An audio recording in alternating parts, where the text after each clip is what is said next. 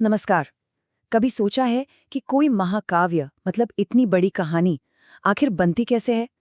आज हम रामायण की रचना के पीछे की उस अद्भुत कहानी में उतरेंगे। एक ऐसी कहानी जिसे सिर्फ लिखा नहीं गया था, बल्कि एक दिव्य शक्ति से देखा गया था। और यही वो सवाल है जो महर्षि वाल्मीकि के सामने एक पहाड़ की तरह खड़ा था। ये सिर्फ लिखने की एक चुनौती नहीं थी, नहीं। ये तो सच और प्रामाणिकता की वो खोज थी जो किसी भी महान रचना के दिल में होती है। जरा सोचिए, खुद सृष्टिकर्ता ब्रह्मा आपको आदेश दें कि एक ऐसे महानायक की कहानी लिखो जिसका जीवन एक समंदर जितना गहरा और विशाल हो, तो महर्षि वाल्मीकि के लिए ये एक बहुत बड़ा सम्मान तो था ही, लेकिन साथ ही एक जबरदस्त जिम्मेदारी भी थी। वाल्मीकि जी को पता था ये कहानी सिर्फ लड़ाई और जीत की नहीं है, और ये तो उनके अकेलेपन के पलों की है। उनके मन में क्या चल रहा था, दिल में क्या भावनाएं थी, उन सबकी कहानी है। अब कोई बाहरी इंसान इन गहरी सच्चाइयों को जान भी कैसे सकता था? तो वाल्मीकि जी को ये बात साफ हो गई कि सुनी सुनाई बातों के आधार पर तो इतना बड़ा काम नहीं हो सकता। सच को लिखने के लिए सच को महसूस करना पड़ता है, उसे जीना पड़ता है। उन्हें एक ऐसे रास्ते की जरूरत थी जो उन्हें कहानी के बिल्कुल दिल तक पहुंचा दे। उनका ये मानना एकदम पक्का था कि सच को तो अपनी आंखों से ही अनुभव करना पड़ता है। लेकिन सवाल ये था कि कोई बीते हुए कल को, अतीत को अपनी आंखों से देखे तो देखे कैसे? यही वो सबसे बड़ी पहेली थी जिसका हल उन्हें चाहिए था। तो जब सारे तार्किक रास्ते बंद हो जाते हैं ना, तो इंसान एक ऊंची शक्ति की तरफ देखता है। वाल्मीकि ने भी अपनी सीमाओं को माना और एक ऐसे अनोखे उपहार के लिए प्रार्थना की जो उन्हें समय और स्थान के बंधनों से पार ले जा सके। और उन्हें वो उपहार मिला, दिव्य दृष्टि। सोचिए, ये किसी 3D फिल्म या आज की वर्चुअल रियलिटी से भी कहीं आगे की चीज थी।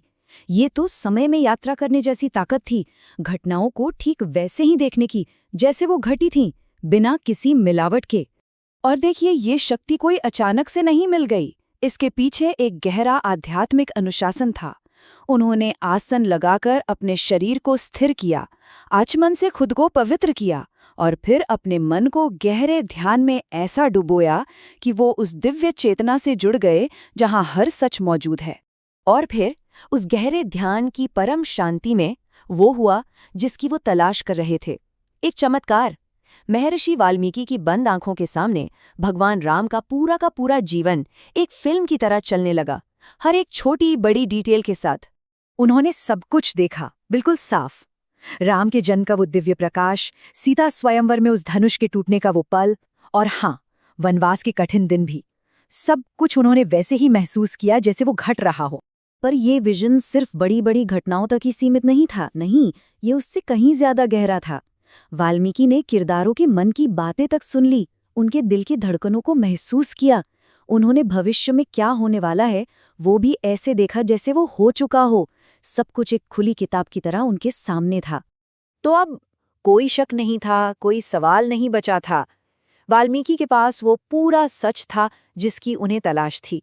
अब वो सिर्फ एक लेखक नहीं थे, वो एक दृष्टा थे जो अपने उस दिव्य दर्शन को शब्दों में उतारने के लिए तैयार थे। और इसका नतीजा, एक ऐसा महाकाव्य जिसकी विशालता का कोई मुकाबला नहीं। पूरे 24,000 श्लोक। सोचिए, 24,000।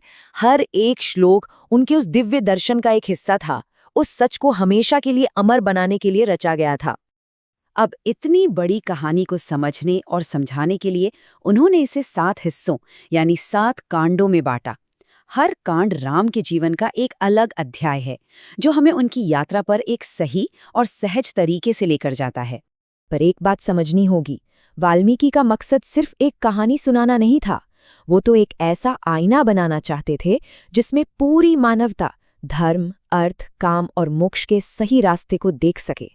रामायण सिर्फ एक कहानी नहीं, ये जीवन जीने का एक तरीका है। तो वाल्मीकि की ये कहानी हमें एक बहुत ही गहरे सवाल के पास लाकर छोड़ देती है कि जो महानतम कहानियां होती हैं, क्या वो सिर्फ लिखी जाती हैं या फिर वो देखी जाती हैं? क्या सच्ची कला सिर्फ कल्पना से उपजती है या फिर वो एक गहरे सच्चे अनुभव से जुड़ने का नाम है? ये एक ऐसा सवाल है जो हर कलाकार के लिए मायने रखता है।